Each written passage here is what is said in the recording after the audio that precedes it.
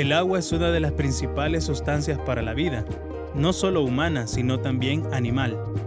Día a día la utilizamos para diferentes actividades, tales como beberla, cocinar y diversas actividades de limpieza. Aunque el agua es el más conocido de los líquidos, existen características físicas que comparte con todos los líquidos y también con los gases.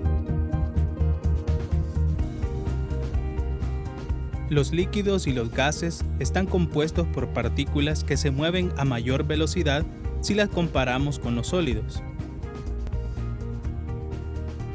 Tanto los líquidos como gases tienen la capacidad de poder desplazarse o de poder fluir, por lo cual el término fluidos hace referencia a ambos estados. Los fluidos tienen la característica de tomar la forma del recipiente en el cual estén contenidos o confinados. Además, los fluidos pueden soportar esfuerzos cortantes y recuperar fácilmente su forma inicial.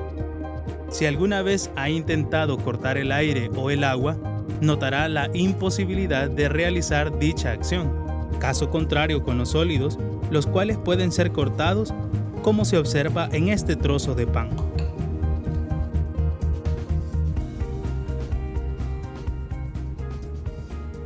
En este video se abordarán los conceptos de presión, densidad, caudal y los principios de Pascal, Arquímedes y Bernoulli. La presión es un término al que estamos muy acostumbrados a mencionar constantemente y suele ser asociado con la fuerza que se está ejerciendo.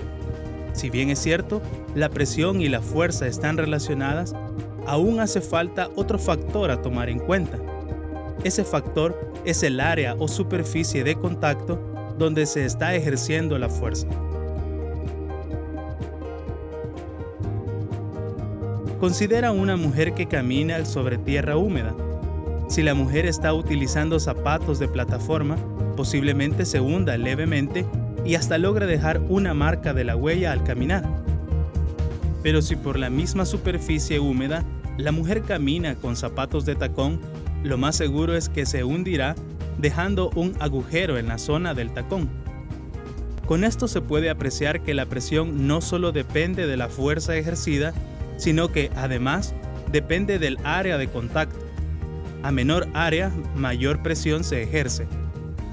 Esta es la razón por la cual las agujas pueden penetrar fácilmente las capas de la piel, dado que el área es muy pequeña, con un esfuerzo menor se puede inyectar. Los fluidos pueden ejercer presión y aunque muchas veces nos parezca imperceptible, todos estamos sometidos a una presión bastante grande.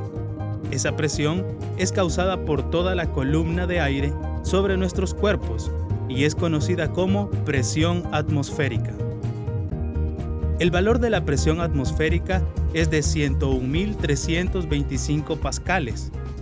Para tener una idea de qué tan grande es la presión atmosférica, esta es aproximadamente a soportar el peso de 6 personas de 186 libras de masa cada uno sobre la cabeza.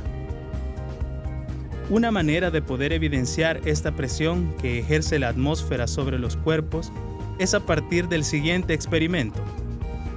Tenemos una lata de cualquier bebida y se pone a hervir agua dentro de esta.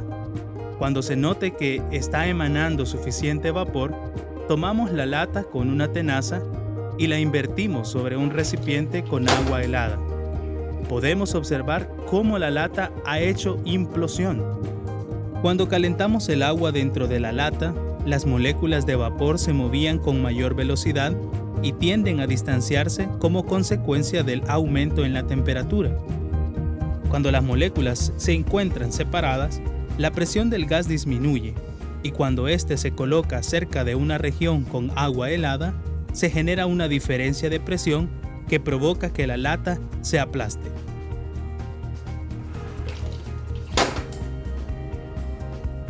Con la siguiente actividad se puede evidenciar la presión que ejercen los líquidos. En este sistema que se ha diseñado a partir de un embudo, una vejiga y una manguera transparente, se observa que a medida vamos sumergiendo el extremo con el embudo, el nivel de agua en el otro extremo empieza a subir, por lo cual podemos inferir rápidamente una relación directa entre la presión de un líquido y la profundidad. A mayor profundidad, mayor presión. Algunas de las aplicaciones más utilizadas con los fluidos surgen a partir del principio de Pascal, el cual establece que si cumplimos con determinadas condiciones, la presión que ejercemos en un líquido se va a extender por igual a través de todas las paredes donde el líquido está confinado. Las condiciones para que se cumpla el principio de Pascal deben ser que el líquido sea incompresible, es decir, que por más presión que le estemos haciendo, este no va a cambiar sus dimensiones espaciales. La mayoría de los líquidos cumplen con esta característica, pero se debe de tener el cuidado al momento de construir un dispositivo que se base en el principio de Pascal en que no queden burbujas de aire, ya que el aire sí se puede comprimir y dificultaría la efectividad del dispositivo. El otro aspecto a tomar en cuenta es que las paredes que confinan al líquido sean rígidas, ya que de no ser así, el dispositivo que contiene el agua se deformaría en todas direcciones como si fuera una vejiga con agua. El dispositivo más conocido que utiliza el principio de Pascal es la prensa hidráulica,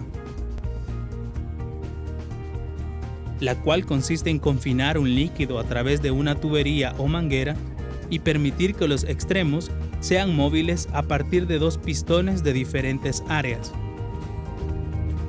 Cuando el pistón más pequeño es desplazado hacia abajo, ejerce una fuerza mayor sobre el pistón que se encuentra en el otro extremo. Esta multiplicación de fuerzas se puede demostrar matemáticamente de la siguiente forma. La presión en uno de sus extremos es fuerza 1 entre área 1.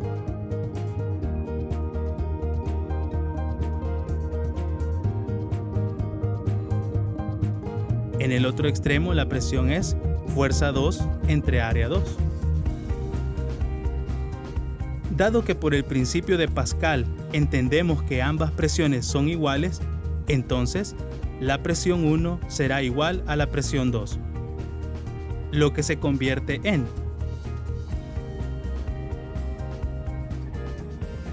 despejando la fuerza 2 obtenemos.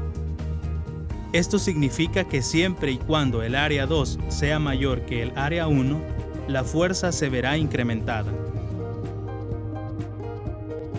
Hasta el momento hemos definido un fluido como líquidos y gases, pero existe una magnitud física que es común entre líquidos, sólidos y gases. Esta magnitud es la densidad. Al tener diferentes objetos que poseen igual tamaño y forma, nuestro cerebro interpreta que todos tienen la misma masa y por ende el mismo peso. Sin embargo, al medir las masas de cada objeto, se percibe que sus masas son diferentes y dependiendo del material del que están hechas, así es la masa que poseen. La densidad nos proporciona una medida de la cantidad de materia que se puede almacenar en un espacio determinado, o en pocas palabras, nos genera una idea de cuánto material cabe en un mismo espacio.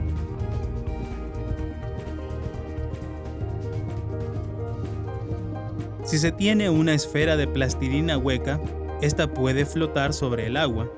Entonces se dice que toda la materia, tanto la plastilina como el aire encerrado, son menos densos que el agua. Pero si empezamos a llenar con agua la esfera de plastilina, poco a poco la esfera comienza a hundirse. En este caso, la densidad que en promedio hacen la plastilina con el agua es mayor que el agua que lo rodea y por lo tanto se hunde. Otra magnitud física muy útil en fluidos, sobre todo en líquidos, es el caudal. El caudal nos proporciona una idea de la cantidad de líquido que está viajando en una región en particular.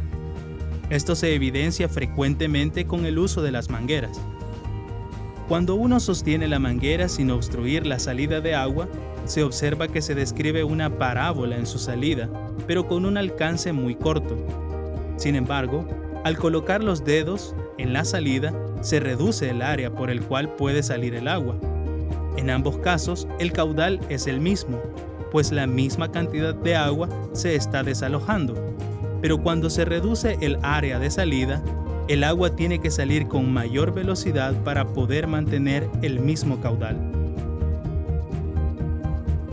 Medir el caudal es muy sencillo. Si por ejemplo se tiene una botella de 600 mililitros, basta con medir el tiempo en el que le toma vaciarse y realizar la división del volumen entre el tiempo, dando como resultado el caudal expresado en mililitros o centímetros cúbicos por minutos.